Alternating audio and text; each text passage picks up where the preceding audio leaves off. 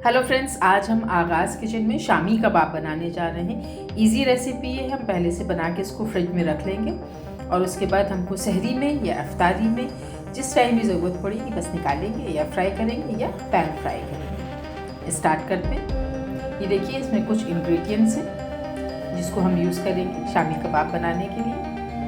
Detail में इसकी recipe मैंने डिस्क्रिप्शन बॉक्स में दी हुई है, आप ज़रूर इसको चेक कर लीजिएगा। चिकन के साथ बना रही हूँ, बीफ के साथ, मटन के साथ सेम रेसिपी जाएगी, कुछ भी चेंजेस इसमें नहीं है।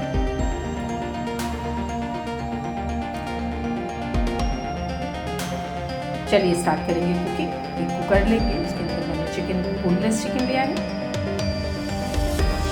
सोक की हुई पहले से दाल है, चने की दाल,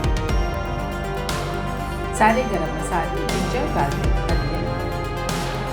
सॉल्ट, साथ में भी पानी डालेंगे।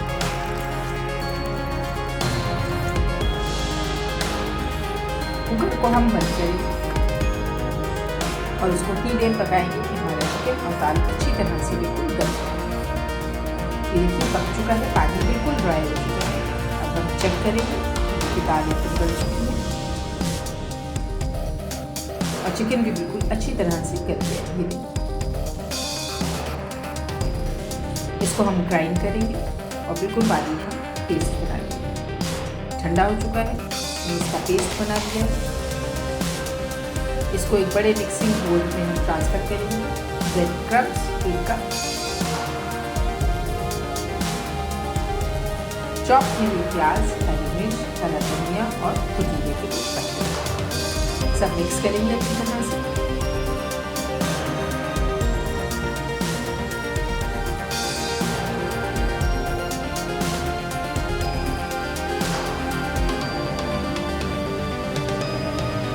थोड़े से इसको स्पाइसी करने के लिए मैं रेड चिली पाउडर ऐड करूँगी।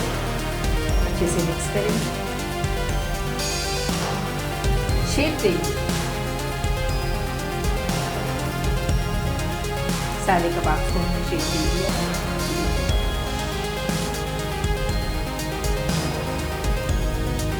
अब हम इस स्टेज पे फ्रीज कर सकते हैं, बना बॉक्स में डालेंगे और ये सारे कबाब को हम फ्रीज़र में रख देंगे। आराम से इसको हम किसी भी टाइम निकालेंगे, या तो फ्राई करेंगे या एयर फ्राई करेंगे, और जिस टाइम चाहे आप आराम से इसको बना के सर्व कर सकते हैं। ठीक है, मैं पैन फ्राई करूँगी पहले। बहुत ज़्यादा ऑयल नहीं लेंगे, कबाब लेंगे, बिल्कुल धीमी आंच पर इसको हम फ्राई करेंगे दोनों तरफ से, ताकि ये गोल्डन ब्राउन नहीं हो जाए। इसमें मैंने अंडा बिल्कुल नहीं लगा है, न ये टूटेंगे न ये बिखरेंगे, बहुत बिल्कुल शेप जैसा है वैसे ही रहेगा। टर्न करें और इसको इस तरफ से गोल्डन ब्राउन होने तक पकाएं।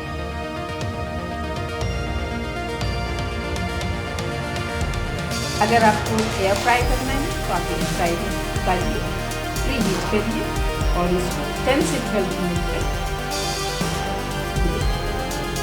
एयर फ्राई करिए। दोनों ही ऑप्शन आपके पास है। चलते हैं प्लेटिंग की तरफ। गर्म गर्म सर्व करिए। ज़रूर ट्राई करिए, बहुत ईजी रेसिपी है, बहुत डिलीशियस रेसिपी है और रमज़ान में बना के रखें तो बहुत ही आसानी के साथ में आपने इस फ्रीज़र से निकाला, इसको फ्राई किया और इसको गर्म गर्म एंजॉय करिए। प्याज के लच्छों के साथ भी, पुदीने की चटनी के साथ भी और एक लेमन की वेज साथ मैंने किया है। अगर आप मेरे चैनल पर नए हैं तो सब्सक्राइब करना मत भूलिएगा, लाइक करिए, शेयर करिए अपने फैमिली और फ्रेंड्स के साथ में, बेल आइकन दबाना ज़रूर मत भूलिएगा। Thanks for watching.